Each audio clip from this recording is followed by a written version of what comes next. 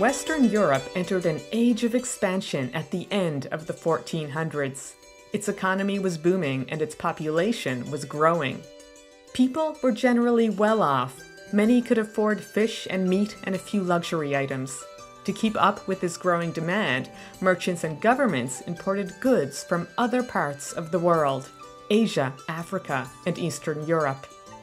But there were also reports of a Newfoundland across the Atlantic Ocean, a place where the waters were teeming with cod. Interest grew quickly. Cod was popular in Western Europe, but local fisheries couldn't satisfy the demand. Good money could be made importing it, and by the early 16th century, hundreds of ships and thousands of men were crossing the Atlantic every year to catch cod. Portugal and Spain sent crews, but it was France and England who truly dominated the industry. In the beginning, the French presence was by far the strongest. Most of the vessels came from Brittany or Normandy on France's northwest coast. But this changed in 1713 when the Treaty of Utrecht granted Britain control over Newfoundland. France still had seasonal fishing rights to part of the coast, but its involvement in the industry steadily declined. The migratory fishery had become, and would remain, an overwhelmingly English enterprise. Most vessels left southwest England in March or April. They needed about 5 weeks to cross the Atlantic. When the crews finally did reach Newfoundland, they spent about a month getting ready for the fishery. It was hard work. Trees had to be chopped down, cabins and cookhouses had to be built. So did the wharves and sheds and tables where the cod would be gutted and stored. There were also the flakes, large wooden platforms where the fish would be spread out to dry in the sun. Sometimes the men had to build their own boats, too. English fishers often worked from inshore waters. The large ocean-going vessels that brought them to Newfoundland usually weren't the same ones that they fished from. Small, open boats were better. They could carry 3 or 4 men and hold more than 1,000 cod. Today, archaeologists in Newfoundland are finding objects that these migratory fishers left behind 400 years ago. Now we have lots of fishery artifacts. The reason why everyone was here was for the fishery, so thousands of fish hooks, net weights, and line weights. Dr. Barry Galton is a professor of archaeology at Memorial University of Newfoundland. He spends his summers in Fairyland. The English created a permanent settlement here in 1621. They called it the Colony of Avalon.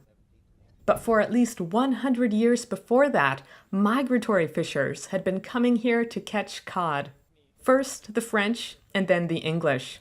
Today, archaeologists here are finding a bounty of artifacts connected to the migratory fishery at Fairyland.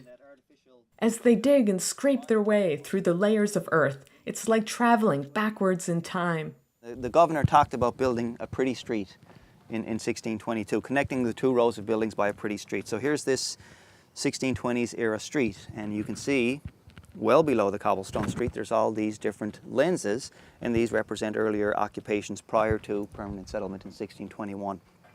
So again, one of these upper layers represents there's a pile of wood chips and other organics, so it's likely the remains of fishermen processing wood for stages and flakes and things. There's a deposit, a little lens of cobbles here, might have washed during a storm or whatever. Another, again, thick organic layer, again the remains of wood, again all compressed and decomposed. Again, more evidence for migratory fishermen. Another layer of sand, and here at the very lowest layer we're finding flakes associated with the Beothuk, and also ceramics and things associated with the Norman and Breton fishermen who were here in the first half of the 16th century. That's the most recent of the migratory deposits, so this is likely from West Country fishermen from places like Devon. So we're finding North Devon ceramics, little bits of clay tobacco pipe, occasional nails and things. But it's very different than like I said, the permanent occupation. The permanent settlers had brought everything they had with them, for their lives. This is the seasonal fishermen. They had the bare necessities. The fishing season began in June. Early each morning, the men rowed out to the fishing grounds. It could be a 7-kilometer trip. Their gear was simple: iron hooks and weights attached to long hand lines. A fisher baited his hook with squid or capelin, dropped it in the water, and pulled the line up and down until he caught a fish. When their boats were full, the men rowed back to shore. Long forks were used to hoist the fish from the boat onto the wooden stages where the fish would be processed. And it would be, I'm sure it'd be a long day. They'd be, up at the crack of dawn or earlier, fish out raw to the fishing grounds, fish all day long until their boat was full, bring it back here, bring it to the stage, and it would be headed and gutted, split, salted, and then laid out to dry. I mean, immensely long day. And then I guess in the wee hours they'd have a chance to have a relax and a meal and probably a pipe of tobacco and a glass of wine or two, and pass out for a few hours until they got up again.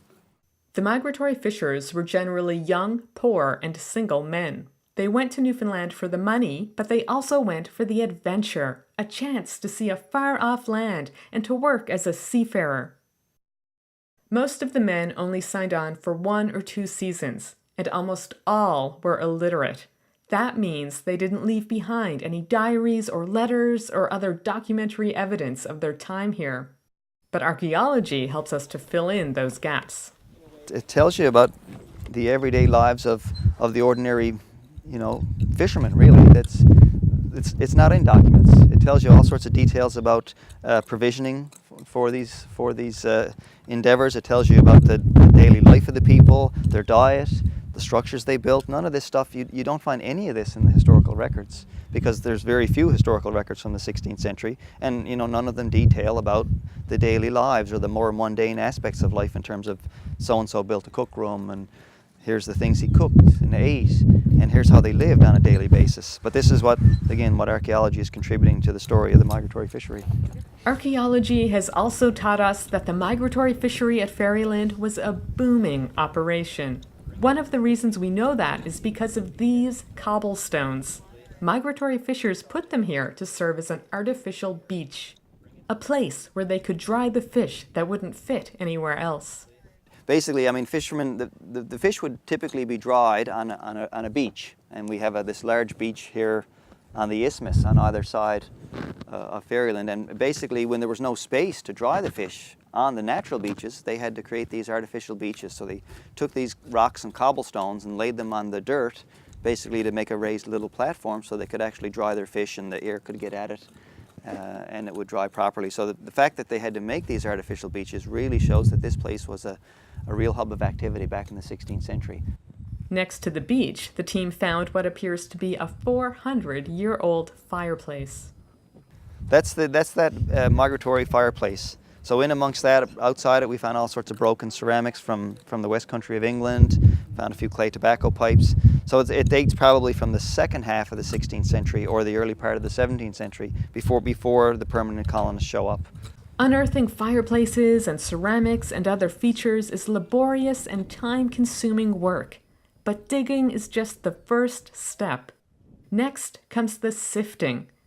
Every fishhook and bead and piece of ceramic has to be freed from the dirt that has encased it for centuries. That's where a process called wet screening comes in. So every little trowelful of dirt that we excavate over on the site is brought here, and a little portion of that bucket of dirt is put on this screen right here. So it's a 1/4-inch mesh screen, and you can see Anna just washes it off with the hose to find any little bits of nails or little bits of ceramic or anything like that. And then once she's finished this top layer, she'll basically remove the remaining rocks, and then she'll work her way down through this 1mm mesh screen. Basically, everything from the tiniest little beads to seed, straight pin, whatever, it all gets sifted again just to make sure that we're not missing anything. The next step is to bring the artifacts into the lab for analysis. So all the stuff you saw earlier today, everything every morning gets brought here to the lab, and this is where it's all processed on a day-to-day basis. So all those little bits and pieces you've seen, they all get brought here, and it gets washed, and it gets measured and described and cataloged. So each and every little bit and piece, again, that you saw in those containers, this is where it goes as part of the process. Every single piece is painstakingly cataloged, so if anyone needs to examine it again, they'll know when and where it was found and who unearthed it. Sometimes the work is like putting together a jigsaw puzzle with dozens or even hundreds of pieces that have to come together. This is a jug that migratory fishers used hundreds of years ago. If enough pieces are found, then it might be restored and put on display. The showroom is just down the hall from the lab. So here's some of the things you typically find associated with the migratory fishermen, little cook pots and things. So this is the little pipkin, so someone's pottage or meal would be cooked in something like that over a simple fire. A little cup for their drinks, or a little pitcher here from France. So some of these things are the object you'd associate with the migratory fishermen, but not something like this. This is a fancy puzzle jug so this is permanent occupation. This is like a tavern joke, basically. So there's all sorts of, again, like I said, you can really distinguish the earlier deposits versus the later permanent occupations. Based on ceramics, based on the features as well.